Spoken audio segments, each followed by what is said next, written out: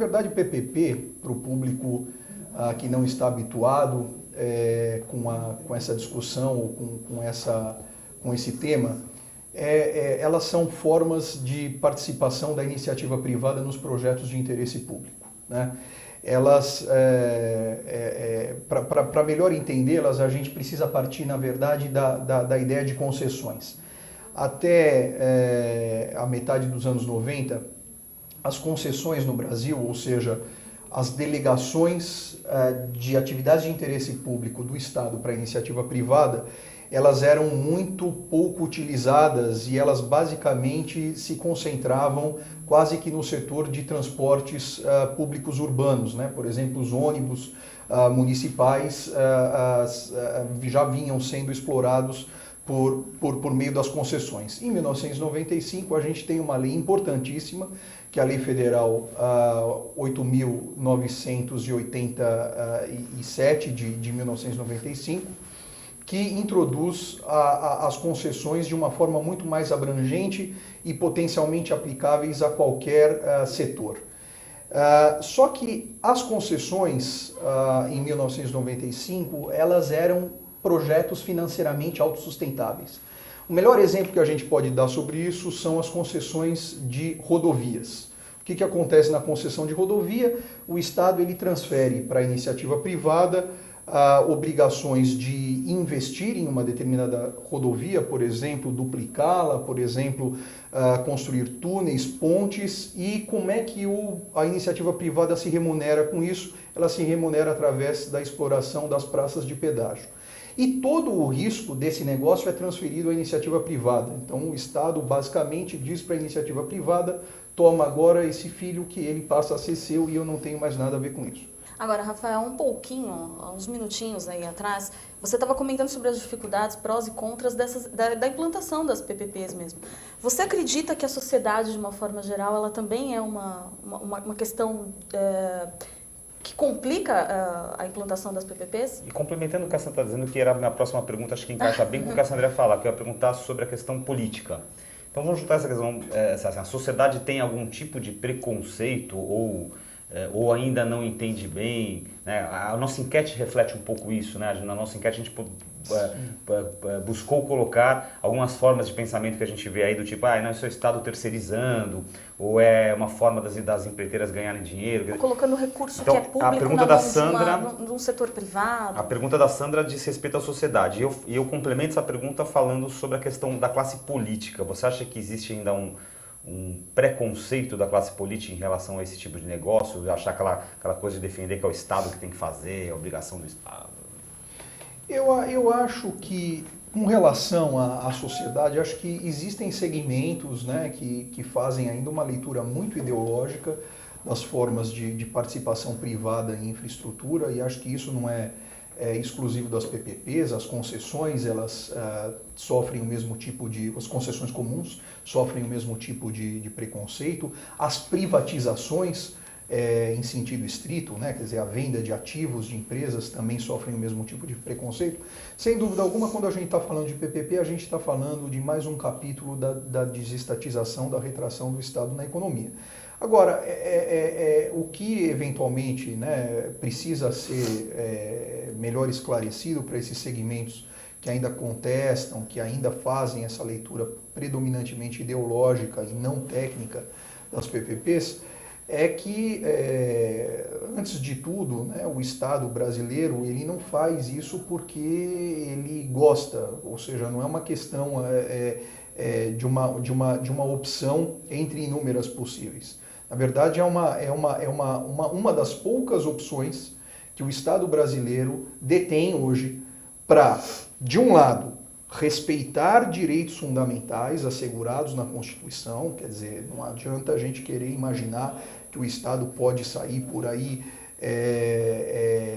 estatizando os bens privados sem prestar indenização, porque isso não vai acontecer. O próprio Estado brasileiro, ele na nossa ordem constitucional, ele tem uma esfera de atuação limitada, né, e ele precisa respeitar a iniciativa privada, isso de um lado. E de outro lado, disponibilidade de recursos públicos que vem se tornando cada vez mais escassas. Antigamente, o Estado ele podia, e a gente assistiu isso muitas vezes no Brasil, ele podia se dar ao luxo de tomar algumas decisões voluntariosas e aumentar a alíquota de imposto, aumentar a carga tributária, eventualmente até emitir moeda para pagar suas obrigações, para fazer investimentos, ou então emitir títulos de dívida dentro do Brasil ou fora do Brasil, né, dívida externa, etc. Hoje a gente sabe que essas opções elas são muito restritas, né? Aumentar a carga tributária do Brasil é politicamente inviável. Emitir moeda gera uma inflação absolutamente descontrolada. E com relação ao endividamento público, nós temos amarras muito sofisticadas na lei de responsabilidade fiscal. Então, o Estado não tem grandes alternativas se não contar com o capital da iniciativa privada para alavancar os projetos de interesse público e, de fato, promover um desenvolvimento no tempo que a sociedade brasileira exige. Em sua opinião, qual é a razão do Estado brasileiro não utilizar ainda todo o potencial das PPPs para realizar os investimentos em infraestrutura que o país exige, seja em saneamento básico, seja metrô, transporte, estrada, hospital, educação? Bom, acho que a pergunta é muito bem colocada, né? A pergunta do programa, ela na verdade estava de uma forma um pouco diferente, né? Por que utilizamos tão pouco as PPPs e você agora está colocando por que não exploramos todo o potencial? Que eu acho que é uma forma melhor de colocar a questão, porque no fundo as PPPs, elas indiscutivelmente pegaram no Brasil. Nós temos várias PPPs que já foram executadas, quer dizer, os contratos já estão assinados. Muitos dos projetos já passaram até da fase de construção, já estão na fase operacional, já estão gerando receitas e são extremamente bem-sucedidos, são exemplos de sucesso. Num levantamento próprio, eu identifiquei cerca de 30 PPPs já realizadas no Brasil, já com contratos assinados, em nível federal e estadual, né? Principalmente estadual. Federal ainda é muito pouco e daqui a pouco eu vou explorar um pouquinho as razões disso, mas deve ter tantas outras em nível municipal. Eventualmente isso ainda é muito pouco para o que o Brasil precisa. Uma questão que a gente gostaria de saber da tua opinião é onde esse modelo de parceria público-privada, seja na forma de como se fala lá, concessão administrativa ou concessão patrocinada, etc. Quais são os setores que, hoje em dia, no Brasil, né, as áreas que são mais fáceis de receber esse tipo de investimento, ou seja, de modelar esse tipo de parceria, e quais são as áreas que podem receber, mas são as mais complexas e encontram-se maiores dificuldades na tua visão? Eu acho que as áreas mais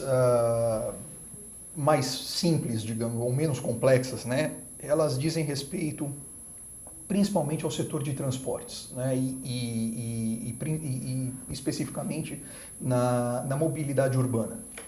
Eu acho que o Brasil já acumulou alguns precedentes importantes de projetos de mobilidade urbana modelados como PPP. A primeira PPP do país, inclusive, foi justamente na área de mobilidade urbana, a PPP da linha 4 amarela do metrô aqui em São Paulo, de 2005. Que, aliás, nós vamos falar um pouquinho mais sobre ela daqui a 2 minutinhos. E mais recentemente, São Paulo também modelou a linha 6, que era uma PPP muito mais complexa do que a linha 4, porque na PPP da linha 6, toda a fase de investimento, toda sem exceção, ela está integralmente delegada à iniciativa privada. Agora, você falou em receita, Rafael. Numa PPP é mais fácil ter receita acessória do que numa concessão ou num outro sistema? Na verdade, são iguais, né? Tanto as concessões comuns como as PPPs, elas admitem aquilo que a lei de concessões comuns chama de projeto associado, né? O que é o projeto associado? Ele é, na verdade, um projeto acessório, um projeto que corre em paralelo àquele objeto principal que foi outorgado pelo poder público, e ele vem justamente para incrementar as receitas do concessionário. É muito, muito importante você ter mencionado esse ponto, Sandra, porque, no fundo, o Brasil, isso vale para União, estados e municípios, nós ainda exploramos muito pouco o potencial dos nossos projetos associados. Só para vocês terem uma ideia, algumas estações de metrô da linha 4 aqui em São Paulo, elas, em função de opções construtivas que foram feitas lá atrás, hoje elas não conseguem receber, digamos, uma farmácia, digamos, uma padaria dentro da própria estação, que poderia gerar receitas não apenas para aprimorar a qualidade do serviço, porque você está gerando mais receita para o concessionário e tem que ser revertido para o interesse público, mas também a vida do próprio usuário. Imagina você entrar numa estação de metrô, você poder já adiantar suas compras que você está levando para casa. Nós não fazemos isso. Eu tenho uma estatística interessante, quer dizer, você pega cidades muito sofisticadas, como por exemplo Singapura, onde os projetos associados são muitíssimo utilizados, e recentemente tive contato com uma estatística de que mais de 80% do investimento em transporte público na cidade de Singapura vem dos projetos associados.